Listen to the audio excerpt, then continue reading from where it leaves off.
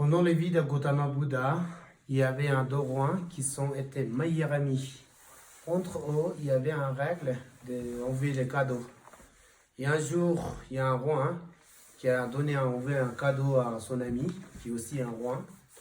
Quand il a reçu un cadeau, donc il voulait faire un équilibre, un cadeau à son ami. Et cette fois, lui, il a cherché une idée de faire un cadeau à son ami, mais il n'a pas trouvé une idée. Et finalement, cet roi, il est allé pour rencontrer Gautama Bouddha. C'était pas, voilà, donc Gautama Bouddha aussi existait. Il a demandé à Gautama Bouddha, j'ai reçu un comme ça cadeau, je voulais faire un cadeau aussi pour mon ami. Et je n'ai pas l'idée, donc voilà.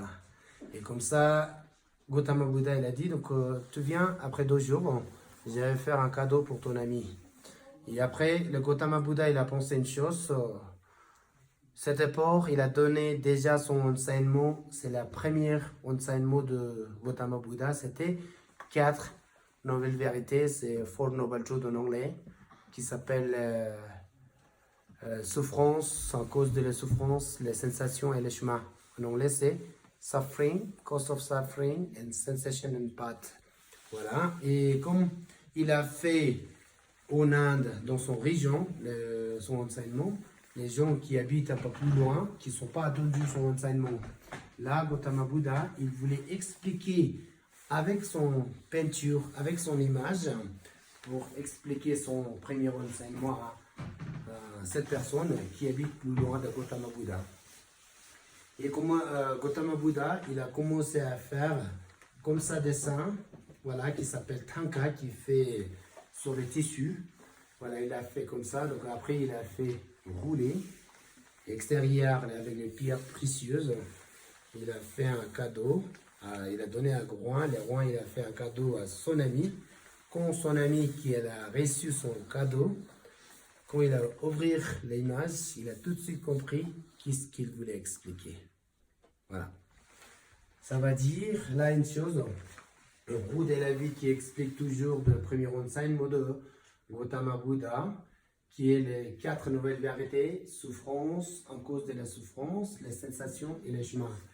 Et cette partie, voilà, dans le anglais on dit six beings, et voilà, on peut dire aussi samsara.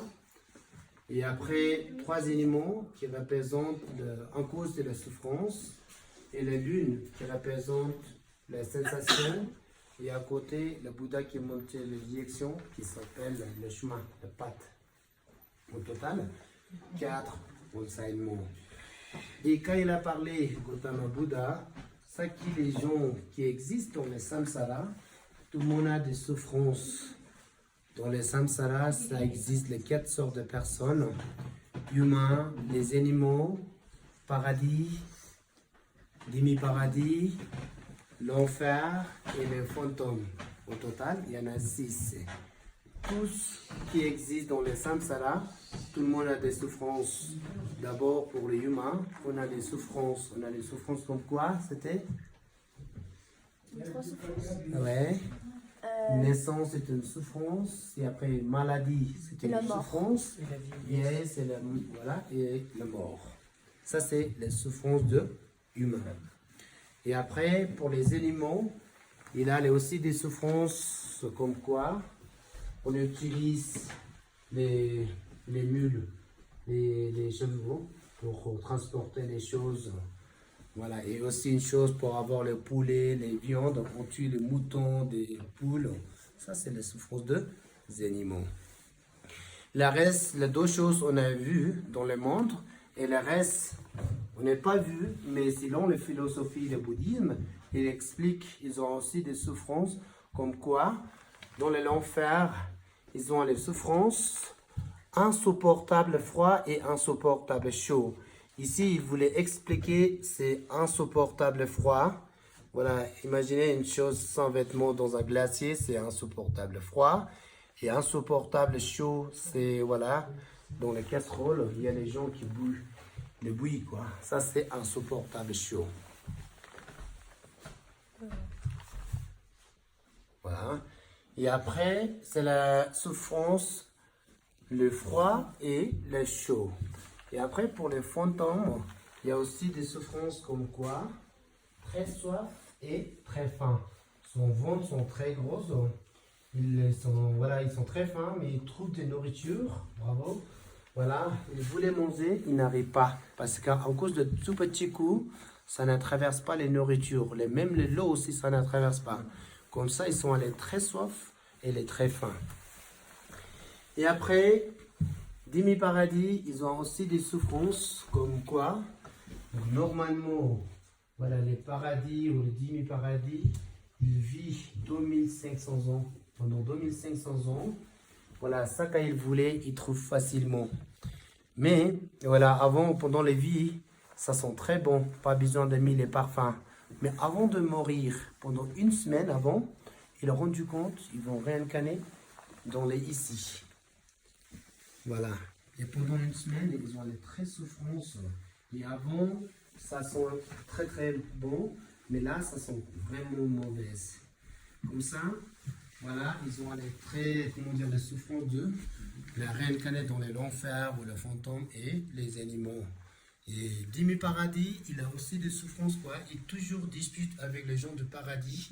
Si on voyait ici un arbre qui est poussé dans les demi-paradis et les fruits comme ça trouve en paradis. Et à cause de ça, il dispute tout le temps. Et toujours, il y a les armées de demi-paradis qui sont morts. Ça va dire, dans les samsara, il y a tout le monde a des souffrances. On a les souffrances en cause de quelque chose. En cause de quoi c'était?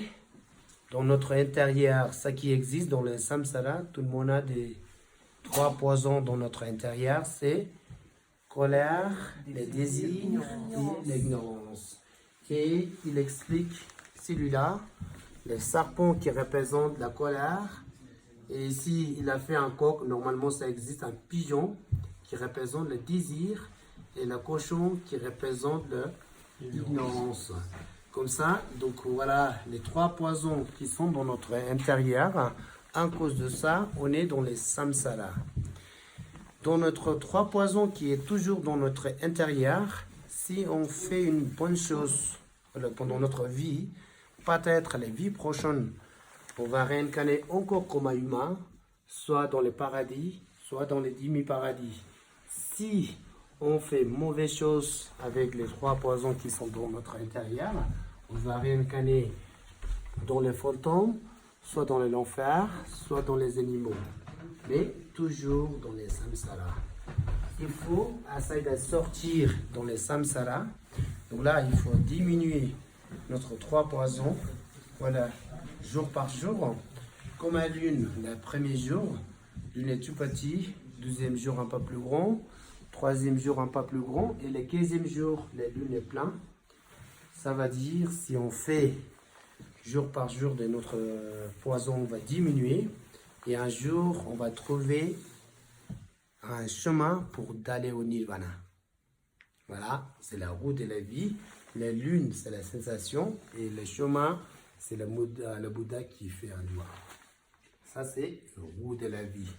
Et après, la route de la vie qui est attrapée à personne dans son bouche, les mains et les pieds. Qui représente, d'abord, c'est le roi de la mort. Lui, qui s'appelle Yama. Voilà, donc qui représente comme il a attrapé dans les bouches, comme ça. Les gens qui existent dans les samsara, quand ils vont mourir, personne ne sait pas. Ça va dire, on est tout près de son bouche, quand il nous va manger, on ne sait pas. Il représente la mort. Ouais. Des questions? Bravo, merci.